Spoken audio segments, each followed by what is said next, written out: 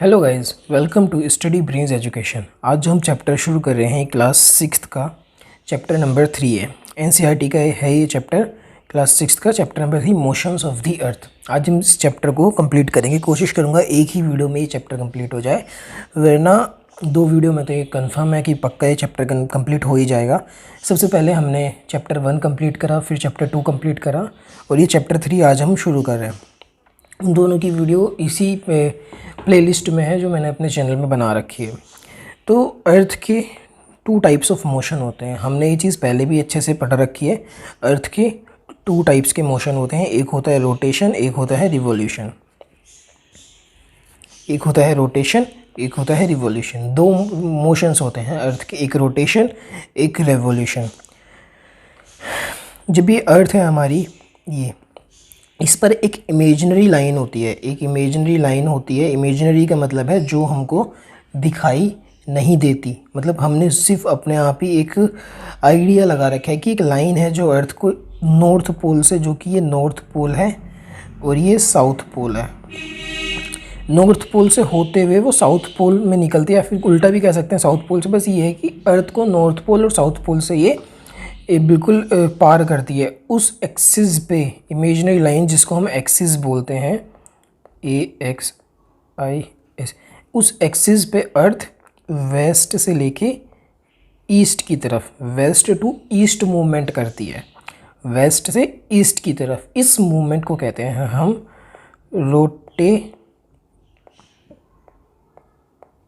Rotation. इस movement को कहते हैं हम रोटेशन। इमेजिनरी लाइन एक्सिस पे ईस्ट से, वेस्ट से ईस्ट की तरफ जो रोटेट करती है, इसको कहते हैं हम रोटेशन। ये अर्थ की पहली मूवमेंट है। अब सिर्फ रोटेट ही करती है ऐसा बिल्कुल भी नहीं है। फिलहाल पहले हम रोटेशन कवर करते हैं, उसके बाद हम रिवॉल्यूशन, जो इस तरीके की मूवमेंट हमारी अर्थ करती है, उसको भी कवर करेंगे। 66.5 डिग्री का एक ऑर्बिटल प्लेन बना दिया। अभी मैं आपको बताता हूँ, जब रिवॉल्यूशन समझाऊंगा तब ये वाला पॉइंट मैं तब के लिए छोड़ रहा हूँ। अब एक रोटेशन कंप्लीट करने में ये कितना टाइम लेती है, तो इसका आंसर है 24 आवर्स। एक दिन में अर्थ एक रोटेशन कंप्लीट करती है। जो 24 आवर्स हैं उसमें पूरी अर्थ एक बार यहाँ से शुरू करेगी, 24 घंटे में वो यहाँ से यहाँ तक पूरी एक बार घूम जाती है। 24 आवर्स में एक रोटेशन हमारा कंप्लीट होता है। उसके बाद अर्थ ये रोटेट करते करते करते करते एक और मोशन करती है, जिसको बोलते हैं रिवॉल्यूशन। जैसे कि हमारा ये सन है, सन के चारों तरफ, सन के चारों तरफ इस तरीके से इस पाथ पे ये एक गोल गोल घूमती है, सन के चारों तरफ चक्कर लगाती है। ये इसको कंप्लीट करने में ये लेती है 365 डेज़ 6 आवर्स। अब 365 डेज़ की हमारी पूरी एक साल होती है, 365 डेज़। तो इससे ही हम तय करते हैं कि हमारे साल में कितने दिन होते हैं। जितने दिन में एक प्लैनेट अर्थ के चारों तरफ चक्कर, वो सन के चारों तरफ चक्कर लगाता है, वो उसका ईयर होता है। तो यहाँ पर अर्थ का ईयर है 365 डेज़ और 6 आवर्स, क्योंकि इतनी देर में अर्थ अगर यहाँ से शुरू कर रही है तो यहाँ से आने में इतना ही टाइम लगाएगी, इतना ही टाइम लगाएगी। तो इसको हम बोलते हैं अर्थ का एक साल। बाकी जो रिवॉल्यूशन होता है, वो रोटेशन होता है, उसको कंप्लीट करने में जितना टाइम लगाता है वो एक दिन होता है। जैसे हमारा मर्क्यूरी है, मर्क्यूरी 88 डेज़ में पूरा सन का चारों तरफ चक्कर लगा लेता है। क्योंकि एक तो वो सन के पास भी है, तो उसका ये जो रास्ता है ये काफ़ी छोटा होता है। इस रास्ते को हम बोलते हैं ऑर्बिट। इस रास्ते को हम बोलते हैं ऑर्बिट। इसको बोलते हैं हम अर्थ का ऑर्बिट, जिस पर वो, जिस रास्ते को वो फॉलो करके एक पूरा चक्कर कंप्लीट करती है, उस रास्ते को बोलते हैं हम ऑर्बिट। और जो रोटेशन जिस इमेजिनरी लाइन पे करते हैं उसको बोलते हैं हम एक्सिस। अब हाँ, एक्सिस और ऑर्बिट में अर्थ 66.5 डिग्री का एंगल बनाता है। जैसे मैंने भी कहा था, इस पॉइंट को हम बाद में समझाएंगे। अब मैं बताता हूँ इस पॉइंट का मतलब क्या है। देखिए, एक तो ये रास्ता है जिस पे अर्थ सन के चारों तरफ चक्कर लगा रहा है, और एक ये इमेजिनरी लाइन है इन दोनों के बीच में। मतलब जैसे कि ये ऑर्बिट है, जैसे कि ये ऑर्बिट है जिस पर अर्थ इस तरीके से चक्कर लगाती है, इस तरीके से मूवमेंट करती है। साथ में ये एक इमेजिनरी लाइन है जिस पर वो गोल गोल घूमती रहती है, इस तरीके से रोटेशन करती है। रोटेशन और रिवॉल्यूशन में ये फ़र्क है।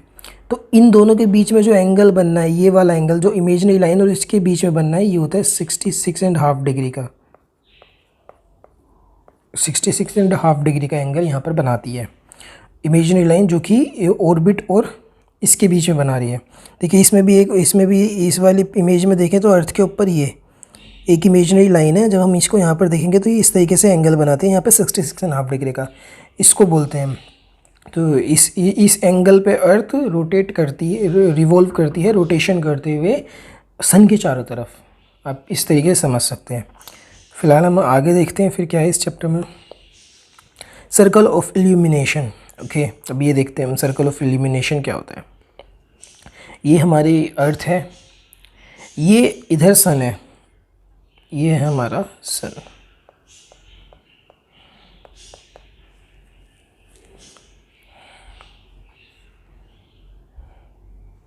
ये हमारा सन है।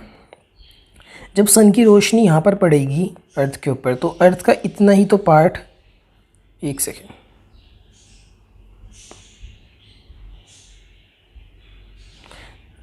जब ये हमारा सन है, ये हमारी अर्थ है, जब सन की रोशनी यहाँ पर पड़ेगी तो अर्थ का इतना पार्ट ग्लो करेगा, मतलब इतने वहाँ पर लाइट होगी, पीछे की तरफ हो जाएगा डार्क। तो यहाँ पर तुम्हारा डे हो जाएगा, तो यहाँ पर तुम्हारी होती है नाइट, यहाँ पर होती है नाइट। तो ये जो लाइन है जहाँ से डे और नाइट डिवाइड कर रहे हैं, ये लाइन जो है, ये लाइन इसको बोलते हैं सर्कल ऑफ इल्यूमिनेशन, जहाँ पर डे और नाइट सेपरेट होते हैं। ये वाली लाइन इसको बोलते हैं हम सर्कल ऑफ इल्यूमिनेशन। क्योंकि ये सर्कल ऑफ इल्यूमिनेशन क्यों है?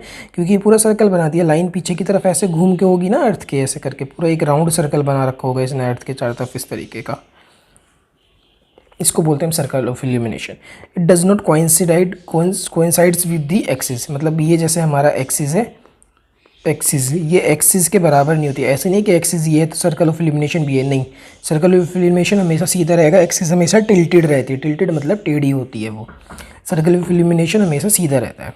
इस चीज़ का, इन सब चीज़ों को मैं क्यों पढ़ा रहा हूँ, rotation, revolution, circle of illumination, ये सब हम क्यों पढ़ा रहे हैं? क्योंकि जब इसका अगला पार्ट, या फिर मैं कोशिश करूँगा इसी वीडियो में कंप्लीट हो जाए, जो चैप्टर का अगला पार्ट होता है सीज़न चेंज कैसे होते हैं, उसमें इन सब का बहुत बड़ा रोल है। रोटेशन का, रिवॉल्यूशन का, सर्कल ऑफ इल्यूमिनेशन का, इन सब का उसमें बहुत बड़ा रोल है। तो इस वजह से पहले ये छोटी छोटी चीज़ें क्लियर करें, ताकि जब हम, जो एक टिपिकल सा टॉपिक है सीज़न कैसे चेंज होते हैं, वो काफ़ी सच में टिपिकल है। उसके लिए आपको भी बहुत ध्यान से समझना होगा और मुझे भी बहुत ध्यान से पढ़ाना होगा वो, कि सीज़न चेंज कैसे होते हैं। फ़िलहाल हम आगे करते हैं लीप ईयर। उसमें सच में बहुत ध्यान से पढ़ना होगा आपको। और फिलहाल इन सब चीज़ों को भी समझना होगा, रोटेशन और रिवोल्यूशन, इसका टाइम पीरियड क्या होता है और किस तरीके से होता है, सर्कल ऑफ इल्यूमिनेशन, एक्सिस कहाँ से टिल्टेड होती है, ये सब चीज़ें आपको बहुत ध्यान से समझनी पड़ेंगी। लीप ईयर क्या होता है? जैसे मैंने यहाँ पर बताया था, रिवोल्यूशन में 365 डेज़ और 6 आवर्स में कंप्लीट होती है। यहाँ लिख रहा था 365 डेज़ और 6 आवर्स में। तो 365 डेज़ की तो हम एक साल मान लेते हैं, 365 डेज़ की तो हम एक साल, बाकी ये 6 आवर्स कहाँ गया? अब इन 6 आवर्स का रोल बनता है लीप ईयर में। लीप ईयर क्या होती है? जैसे हमारा अर्थ रिवोल्यूशन, यहाँ पे वी है, रिवोल्यूशन 365 डेज़ और 6 आवर्स में कंप्लीट करता है। तो एक सेकेंड, क्या हो रहा है ये?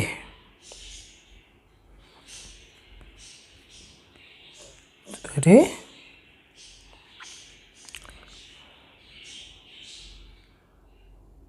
ओके, अब मैं ऐसे ही समझाता हूँ।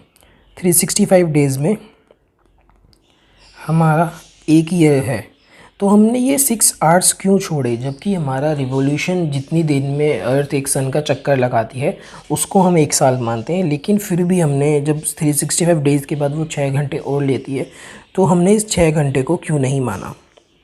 अब ये क्यों है? क्योंकि अगर हम 365 डेज़ के बाद इस 6 घंटे को भी एक साल में मानते तो फिर वो ना बड़ा अजीब सा हो जाता, डेट वगैरह का सिस्टम पूरा गड़बड़ कर जाता है, क्योंकि 6 घंटे बीच में बहुत परेशान करते हैं। तो हमने इन 6 घंटे को फ़िलहाल भूल जाते हैं, हम 365 डेज़ को ही एक साल मानते हैं। बाकी जो 6 घंटे बचे, अब देखो हमारे जो 24 घंटे होते हैं, हमारा जो एक दिन होता है, 1 डे होता है, मैं इधर समझाऊंगा क्योंकि ये वो 24 घंटे का बराबर होता है।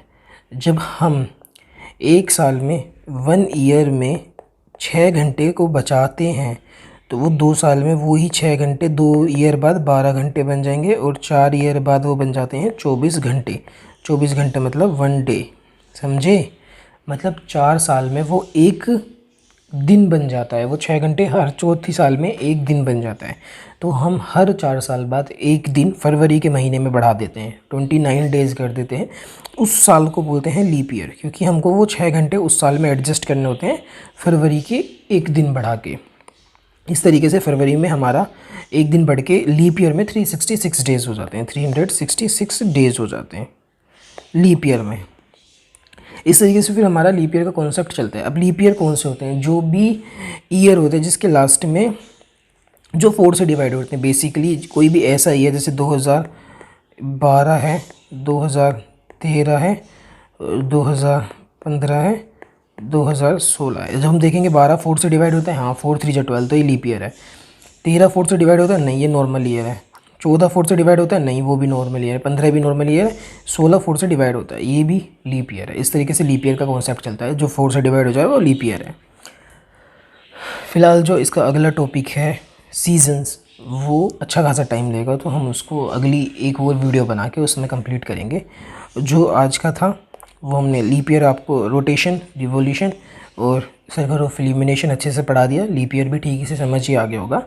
एक चीज़ याद रखना, सर्कल ऑफ इल्यूमिनेशन एक्सिस से नहीं टकराता। एक्सिस का हमेशा अलग एंगल होता है, इसका अलग एंगल होता है।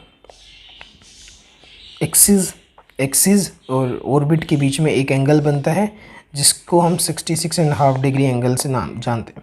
इसको इन सब चीज़ का बहुत बड़ा रोल है। और यहाँ पर क्या बोलते हैं इसको, सीजन चेंज होने में। और एक चीज़ और मैं बता दूँ, जो मैंने पिछले चैप्टर में आपको पढ़ाई है, इस चैप्टर में तो नहीं, एक सेकेंड, वो मैंने आपको पिछले चैप्टर में पढ़ाई है। ये लाइंस, इसको बोलते हैं हम ट्रॉपिक ऑफ कैंसर, इसको बोलते हैं ट्रॉपिक ऑफ कैंसर, इसको इक्वेटर, इसको ट्रॉपिक ऑफ कैप्रिकॉर्न, इसको आर्कटिक सर्कल, इसको अंटार्कटिक सर्कल। ये 5 लाइन का सबसे बड़ा रोल है हमारे सीज़न चेंज में। तो इनको आप अच्छे से याद करके रखना, कौन सी लाइन कितनी डिग्री पे होती है। ये 0 डिग्री पे होती है, 23.5 डिग्री पे होती है, 66.5 डिग्री नॉर्थ पे होती है ये दोनों। ये 23.5 डिग्री साउथ में होती है, 66.5 डिग्री साउथ में होती है।